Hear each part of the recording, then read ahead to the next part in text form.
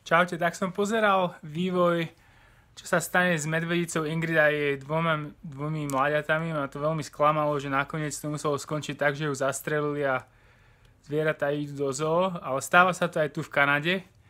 Jeden jediný dôvod, prečo sa to stalo, je, že sme jej dovolili prísť k jedlu. Nič iné. Tí ochranári nemali inú šancu, stane sa to aj tu v Kanade. Minulý rok sme museli zastreliť 2 vlkov v parku a stane sa to aj s medveďmi raz za čas. Tu vám chcem ukázať naše noviny, ktoré každý týždeň vychádzajú a ako sa tu pristupuje k tomu vzdelávaniu verejnosti.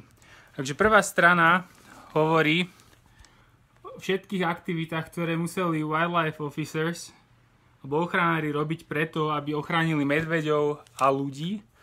Okrem iného tu na prvej strane píšu, že 230-kilový medveď, ktorý je samec, prechádzal cez most, ktorý je od nášho domu 200 metrov, čiže 230-kilový grizzly tu v meste, v centre prechádzal.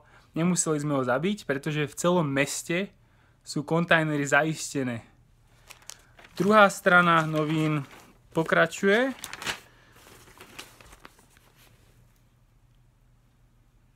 A hovorí, že medveďa vyhnali a všetko je v poriadku. Vôbec nemusíme sa s tým zaoberať, pretože nedostal žiadne jedlo od ľudí. Idem na ďalšiu stranu novín. Tu hovoria o niekom, ktorý pôjde na súd, pretože dal medveďovi jedlo z auta. A ide na súd, musí sa tam dostaviť a jeho penalty bude maximum $25,000. Čiže ak hodíš klobásu medveďovi, dostaneš $25,000 pokutu. Takže takto sa to robí. Musíme učiť tých ľudí, že nemôžu a musíme zaistiť jedlo. Potom budeme mať menej takých smutných príbehov.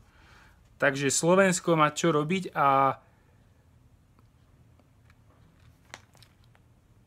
ja rozumiem tomu, že tie peniaze na takýto projekt pravdepodobne nie sú k dispozícii, ale ľudia na Slovensku majú radi prírodu a majú radi medveďov. Takže keď ich budeme učiť, že oni nemôžu tie smeťaky mať vonku a možno to dáme aj do nejakých lokálnych, do nejakého práva, do nejakých zákonov a spravíme z toho povinnosť, ľudia to sami budú chcieť spraviť, pretože oni chcú mať tú prírodu okolo seba, majú veľmi radi. My Slováci máme radi prírodu, takže robme preto niečo, aby takých príbehov bolo menej. Díky za pozornosť.